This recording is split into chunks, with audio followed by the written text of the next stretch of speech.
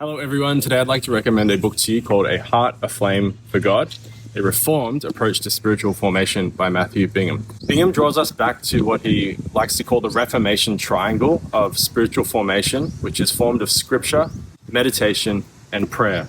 And all of these three practices in the context of the local church with other believers is the means that God has ordained for us to grow as Christians. Something I really appreciated in this book was part 3, which addresses widening the scope of spiritual formation to include things like the natural world, enjoying God's creation. I thought that his section on Christian relationships was sorely needed in an age where it's tempting to have an individualistic mindset when it comes to church, fellowship, and the Christian life. The reality is we can't do this by ourselves. We need one another, and God has redeemed Christians into his body, which is the church. And there's no such thing as a Christian who can grow apart from the community of believers. And so he emphasizes how important it is that we are grounded and rooted in a community that loves the Lord and where his word is faithfully taught.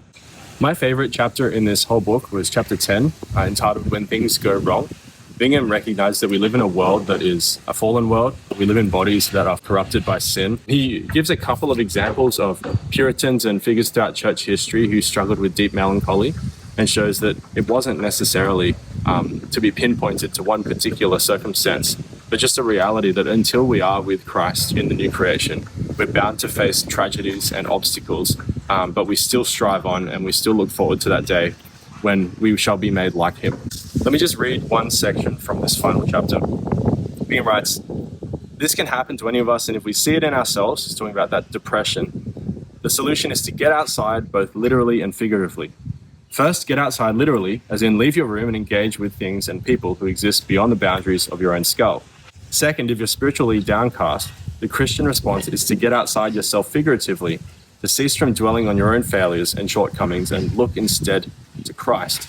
Richard Sibbes wrote that we cause ourselves overmuch trouble when we look too much and too long upon the ill in ourselves. And the reason for this is not hard to understand.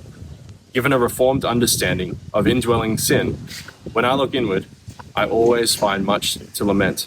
And so I encourage us to follow McShane's advice: for every one look at ourselves, take 10 looks at Christ. This book is a gem. It's worth getting, whatever stage of your Christian walk you're in. A Heart Aflame for God by Matthew Bingham. Get it from Reformers Bookstore when you get the opportunity.